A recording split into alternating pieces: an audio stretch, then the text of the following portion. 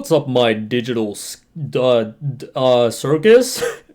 Today I'm gonna be playing Five Nights at Freddy's.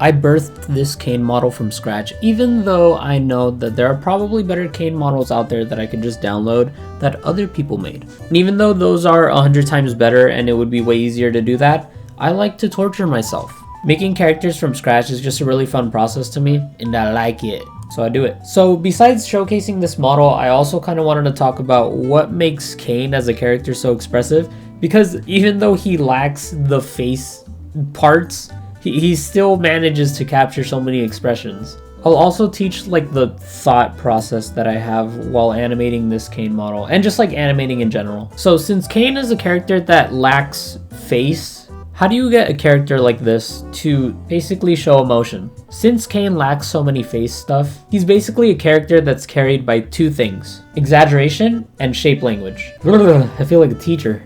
Gross. Since Caine's face is only made of two things, it makes these two things even more important than they usually would be.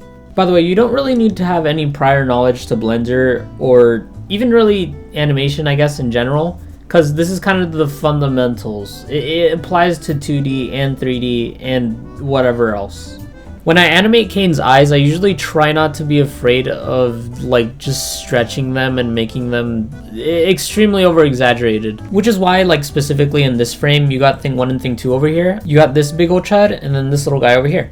And like, I don't think I've ever really seen Caine's eyes go to this level of like contrast before in big and small. But the thing is, it works because Caine is just a character that doesn't really obey the laws of physics, and even his own physics, or even like gravity, because he floats. And I think that's what allows Caine to be just like such an extremely expressive character, because even though he has limitations in his face, he has basically free will everywhere else. He can fly, he can stretch, his body parts can be completely out of proportion, and it just works for him because that's the kind of character that he was made to be. Take a look at the Caine from the pilot and then the Caine from like newer episodes, and there's a pretty big difference. And one thing that you notice probably on the spot is the eyes. The eyes feel a lot smaller and less expressive in the pilot than they do in the newer episodes, and it kind of just makes or breaks the character. Because Caine's eyes are so important that even just like this slight difference in size changes the way he looks completely. He looks a lot more happy and like a lot cheerier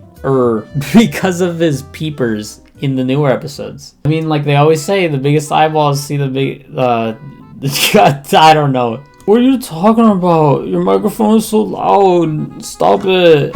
Shut up, you, or smack you. I'm sorry. But what could Caine's eyeballs possibly be without his eyebrows? Of course. So his teeth are his eyebrows. So I put a bone right here, like in the center, and then 2 ones on the side, so that I can basically like move his teeth so that it like bends either like this U shape to make him like worried or sad, or the opposite where it makes him just mad. I also made this texture where Caine's coat basically has this texture that like doesn't really move along with his body, but I want to probably make that a separate video if I can eventually, but maybe I won't. I don't know. Maybe I need someone in the comments to tell me to do so, because otherwise how am I supposed to know?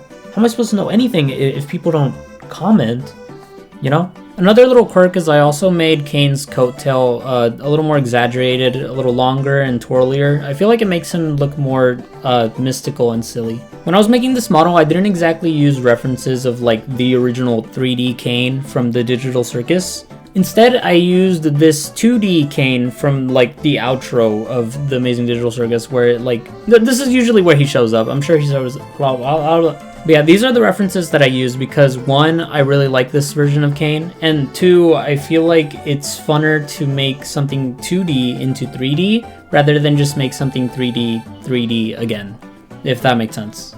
So that's why this model has like lighter colors than the original model and more rounded shapes and sillier, bigger proportions. Like, talking about his face, obviously. Unless But yeah, when animating this Caine, or animating honestly anything in general, it's just the simple principles. You got the squashing and the stretching, the bounce, there's a lot of bounce. And I really like animating his hands. I don't know how to explain it, but whenever I move the thumb sort of forward like this, it makes it look more like a hand, and makes it look like really gestury, which I really like. I don't know how to explain it. And yeah, since this character floats, you don't really have to worry about him being on the ground or anything, which is good.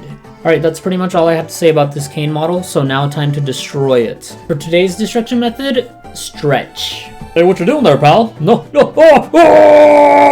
Anyways, yeah, if you like video, tell me that you like video by putting it in comment, and also tell me that you like video by liking video, and tell me that you like video by subscribing to videos so that you can see more video. And yeah, that's it. Alright, goodbye.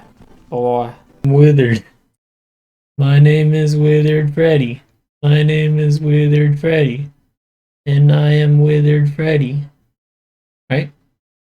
I'm Withered Freddy, I'm so withered. My name is Withered Freddy. And I am Withered.